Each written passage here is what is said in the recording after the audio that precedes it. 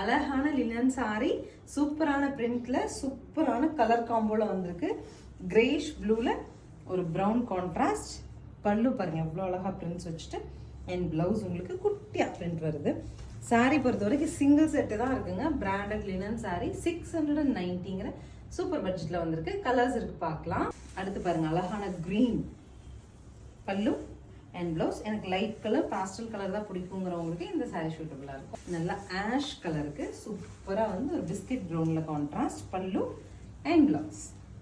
Next sari பாருங்க அழகா ஒரு நமக்கு ரெக்ஸோனா கிரீன்ல மல்டி கலர் பிரிண்ட்ஸ் வச்சுட்டு ஒரு பாடி ப்ளூல கான்ட்ராஸ்ட் பல்லு அண்ட் ப்ளவுஸ்.